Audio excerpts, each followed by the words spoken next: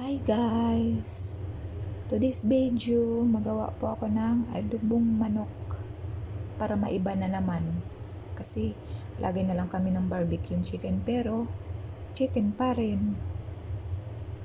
Adobong chicken. Ito po yung ingredients niya. Ingredients.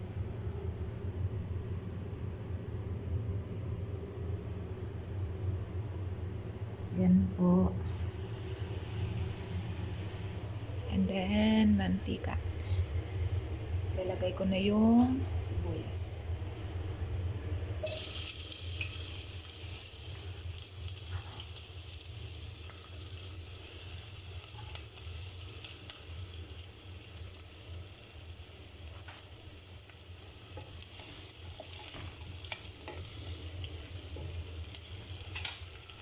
Isunod na yung bawang.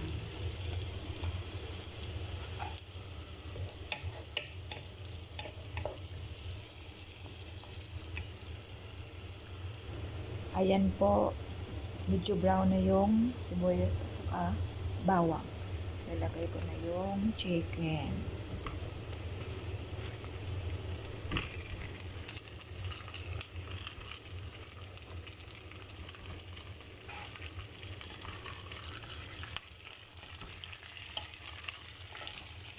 Hintayin na lang to maging brown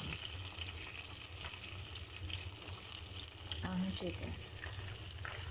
Tapos ilalagay ko muna itong dili, pamintang buo. Nag-brown na po siya, kaya lagyan ko na po siya ng tuyo. Tama-tama lang.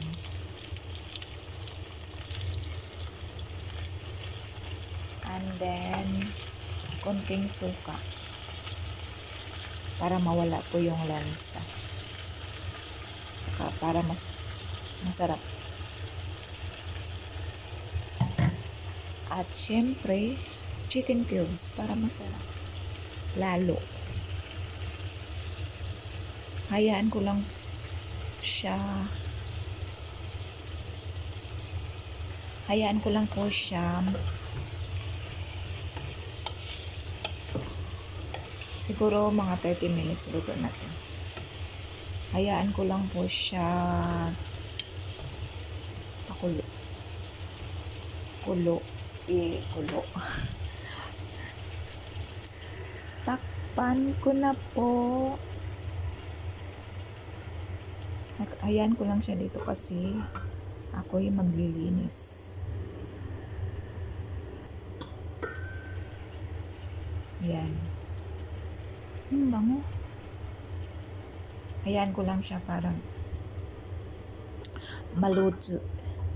And then maglinis po ako ng CR. Guys, ito na siya guys. So, taran! Wow! Ang bango! Bango, bango, bango. Mukhang luto na siya. Pero, tikman po. Tikman.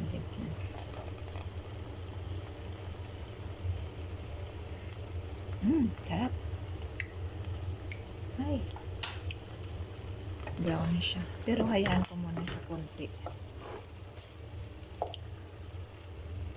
Para mas lumasa at masarap. Hayaan ko lang siya muna.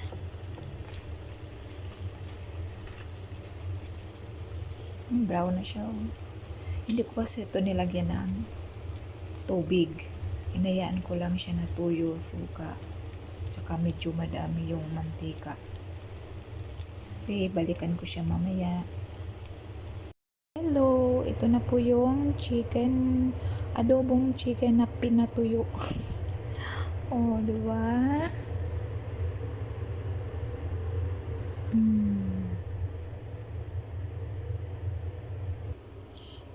Kain po tayo with salad, kamatis, sibuyas, carrots, at saka with dahon-dahon. Hindi ko alam kung anong dahon yan. With konting asin at konting suka. Kain tayo guys for tanghalian in Saudi Arabia. Bye-bye. Thanks.